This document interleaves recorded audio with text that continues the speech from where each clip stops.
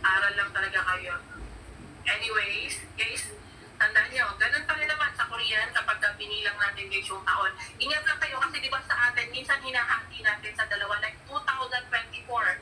Ginagawa natin, di ba ganun? Sa Korean guys, tandaan nyo ha, isang buo lang guys. Full number lang lahat kapag binilang. So pag binilang nyo yan, 2024. And guys, ingat kayo ha, kasi pag sinulat yan ng Korean, mahilig kasi lang yan sila guys sa number kapag may counting units. So, isusunod nyo lang yan guys ng 2024, number yan siya. Then, lalagyan niya lang ng palatandaan kung ano itong binibilang niyang 2024. So, sa case niya, yung year. Ano nga yung year guys? Yun. Then, tulad niya lang muna dyan. So, yung number, which is 2024, add lang kayo guys ng yon sa dulo. Ng Sino-Korean. Kaya pag binasa natin guys, Sino-Korean, ano yung 2000? Ichon. Okay, sulat na lang muna dyan. Ano yung 24? 24. 24. So, Ichon 2000, isipsa. Isipsa? Nyon. Okay, huwag niyo kalimutan ng nyon. Kasi kung walang nyon, mali nyon. So, guys, ito, akyat rules, ito siya guys. If applicable siya. Anong uunahin natin? In-rated muna. So, 2025 muna. Anong kulang? Yun. Nyon. Okay. Then, pag binasa, yun na siya babasay ng Sino-Korean. Ano yung 2000? Ichon. Then, 25? Ishibo. Isibo? Yun. Yun. Okay. Ingat lang ha. Pag binasa, akyat rules na guys. So, akyat to. So, pag binasa, Choni. So, ichoni, okay, so akyat rules. Shibo, yan. Parang katulad dito, automatic doubling. Akyat rules din. Ichoni, shibsa. Yan. So, ichoni, shibo niya. Another guys, dito naman tayo sa 2026. So again, in written muna, number. Anong kulang? Yun. Yun. Guys, ganyan na ganyan sa exam ha. Makikita niyo siya sulat lang ng number. Pag napansin yung nilagyan ng yon, ibig sabihin, taon yon. Kaya pag binasa, remember, pag binilang ang taon sa Sino-Korean, so 2026, ano yung 2000? Ichon. Okay, 26. Iship. Isimnyuk guys. Isinyuk pala. Kasi Isimnyuk. isinyuk. Yun. Okay, good. Huwag niya lang kalimutan yung yun sa dulo guys. Kasi pag sinabi niya ng Ichon Isimnyuk, 2026 lang yan. So to make it year, at yan lang. Yan. Then guys, pag binasa, careful. Kasi akyat rules, nasal sound.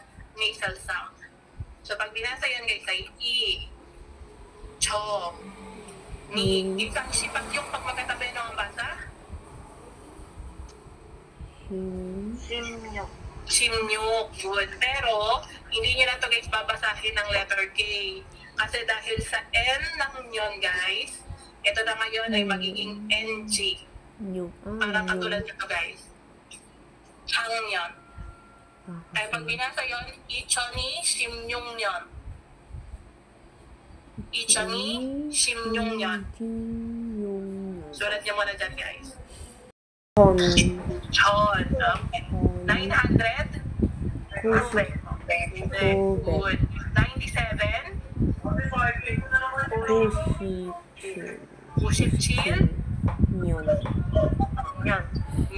Okay, guys, i-guide ko kayo sa pronunciation. Pag binasa ito guys, letter G lang to ha, kasi wala namang naunang KTP, so hindi siya mag-automatic doubling, so balik siya sa basic sound. Ayan, Chon, Ubek. Pero, dahil guys sa letter K ng Bek, ito magda-double K na guys. U, Ship, Chill. And remember, ang L at N pag magkasunod, double L guys. Kaya pag binasa yon, chill, hindi na nyon, instead, bilyon. So pag binasa yun guys ay Chon, Ubek, Fuship, Chill yun. Okay, ano ba tagal sa year 1997? 7 days pala. Guwek, Kuship, Junior. Puship Chili. Hindi ko na i-romanize lahat ha. Kasi kayo nyo naman na magbasa ng mga basic sounds. Doon na lang tayo sa mga medyo advanced na konti. Another guys, let's say ang year natin guys ay year 2010. Ulitin mo na ulit guys kung paano isulat. Ulan? Ichon. Ichon. Ano yung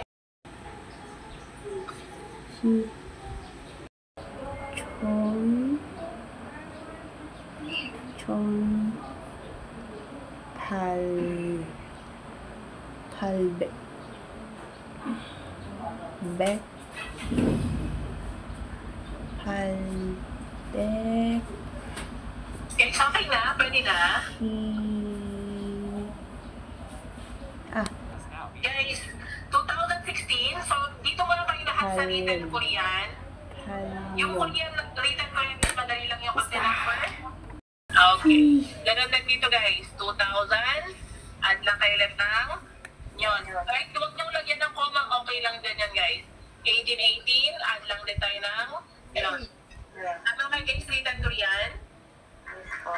Good. Dahil pag binasa, wala namang mababago sa spelling guys, kaya 2000, Ichon. 16, spelling niya pa rin ay Shipyuk pa rin. Then add lang kayo guys ng yun. Tama kayo spelling?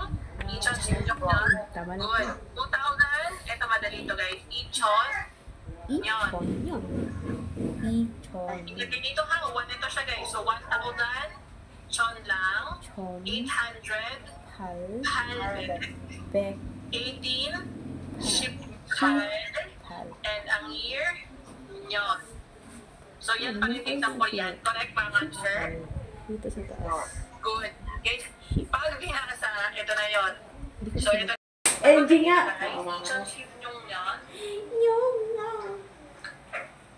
Dali. Yung. Yes. New. Ichon niya. Ichon niya. Guys, so basic sound lang ito ulit. So, chon. Ganon din guys sa palbek. Palbek. Pero, dahil sa letter K guys ng bek, Shin. itong sa ship, magdo-double S yun siya guys. Ship. Ship. Then guys, pagdating sa pal, Pal. dahil sa letter L niya, guys, Yun, diba, ang L at L, pag yun. magkasunod, double L. Eh, ship Yeah, pal yun. Ano lang din? Tama kayo? Ship pal yun? Ship. Pal. Okay, good. Okay na? Yan. Okay. Check. Guys, pronounce ulit natin. Ano daw yung 2016 in Korean? Ichon. Shin. Yung. Yung. In? Chon. Palbek. Ship. Pal. Hallelujah. Okay, so ganun lang guys. Kaya, itoto na natin ito ha. Kaya kung days naman, yeah, wait lang. Days? Il. Kaya ito tamang basa? Ishibil. Ishibil. Good. Ishibil. Days sa 30, ano mo ng 30? Samship. Samship. Anong kulang para maging days? Il. Il. Kaya akyat road, ano ang tamang basa? Samship. Samshibil. So guys, observe nyo to ha. Kapag narinig nyo again ay real, ibig sabihin, yun guys ay mga 1 ang dulo ng petsa nyo. So tingnan nyo na lang mabuti, or pakinggan nyo na lang mabuti kung ang sasabihin lang ba niya ay i-real, ibig sabihin guys, 1 lang yun. Shibiril, so 11, kasi ship, di ba, ay 10. I-shibiril, alam niyo naman na yung so 21. Sam, shibiril, alam niyo naman na yung Sam 3, kaya 31. Pero guys, pag narinig niyo naman ay real, ibig sabihin 10 lang yun. So mga 10. So pag narinig niyo ng shibil, 10 lang. I-shibil, alam niyo naman na yung di ba? So i-bil, i-shibil, 20. Then pag narinig niyo ay Sam shibil, Sam bil, Sam shibil, 30. Okay, kasi yan kayo lahat, nakaka-confuse kasi siya sa simula. Kasi nga, ang il is another word din for counting unit per days. Okay, listening kasi ito ng exam nyo. Tomorrow, papakita ko kayo ng sample. Yan. tapusin lang muna natin ito. Hindi na kasi natin siya maabutan. Wala tayong time doon. Ano, pero yun yan siya guys. 1,000 units per day. So, pagka 2, dadagyan nyo lang yan. At katros yun guys, sangil. Okay? Gano'n na yan. Sangil. Uil. 5 days. Yugil. 6 days. Ang laki ng il sa dulo. Kaya kung pagsasabang-samahin natin lahat guys, okay? In Korean, wait lang. Ano example na dito? Yan. Ito guys. Huwag nyo na itong copyin. Yan. Kasi may mga examples naman sa modules. Wait lang. Hindi mo ko lang ang galing ng counting units. So since diba ang yon ay counting units ng year, ang won ay sa month, ang days ay year, kaya dapat pag sinabi niyo yung number nyo, nandun sila guys sa dulo. So for example daw, ang dates natin guys is January 1, 2010. Yun. Or itong sim niya na yun guys, naisasam na. And this ang 1 year wall. Iril. And this ang January 10, 2000, January 1, 2010 in Korean, ano bata? Ichon Shinyon Irul Iril. Okay, so Ichon Shinyon, Irwol, Irin, ito yan. Okay, so another, like more example guys. Huwag nyo na ito pagkain kasi may activity naman tayo dito later. Pag-assignment naman sa inyo. Kaya yun na lang ang mag-example natin. So halimbawa guys, ang dates natin, huwag nyo lang kalimutan yan. Okay, yun naman yung palatandaan, di ba na? Then, pagdating sa Ichon, 17, Shichi. Shipchilyon. So, Ichon Shipchilyon. Ito basic sound. Ano yung February? Iwon. Iwon. Okay, pronounce na lang yung 2 inside, no? So, I, then at laki ng 1, Iwon. Yung next time, in. Shipsa. Shipsay. Shipsa. Wala kang doon. Shipsa. Yun. Il lang. Okay. Wala naman kayo i-upload doon guys sa kaya Shipsa, il. Kaya yun eh guys. Ano ba sa February 14, 2017? Ichon. Ichon. Shichilyon. Iwon. Okay? Yan, another hat. Another more guys. Shipsa. Another.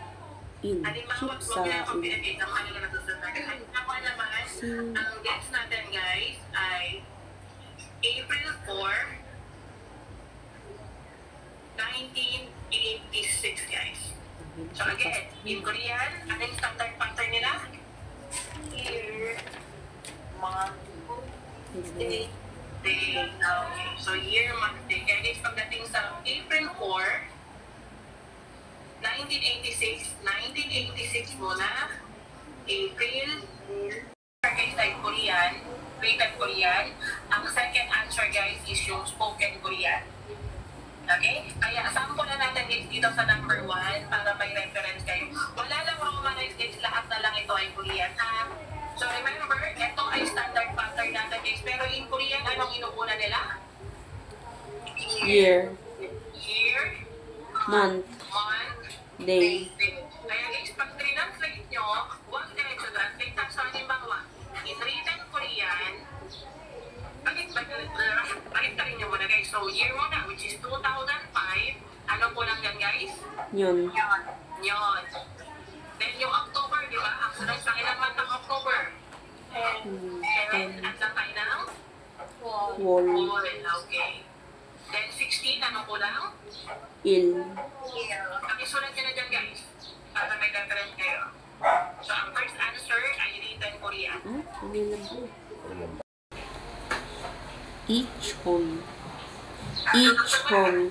On, 5, 5. O, O. then, Yun. yun. Okay. So Ichon yun. Ito yung October. Ichon. Ichon. Shiwon lang yan guys. Shiwon. Diba ang exact rules? Shinyugil. Sinugil And Ichon ate. yun, Shiwon, Shinyugil. Okay. Wala nang romanized Korean lang lahat guys. Pakilagay niya na kayo dyan sa modules nyo. Sa mga wala pang modules, isasend naman ito sa group chat para may reference din kayo. Paki-screenshot na lang muna guys. Baka gusto niyo lang takutan agad. At parang lechon ako kanina. Wala naman. Guys, di ba sana tayo ay mag-self-introduction? Guys, tomorrow ko na lang yan. Siya wala kasi yung camera ko, medyo sira. Gamit ko siya. Itong sa dates, dire-diretso naman yung klase natin. Hanggang sa matapos natin yung modules. Okay? Sige guys, question dito po kung may gusto kayong i-clarify para before tayo mag-out, ay okay kayo? Wala naman. Okay, guys, tomorrow ulit. 여러분, 안녕히 가세요. 안녕히 계세요.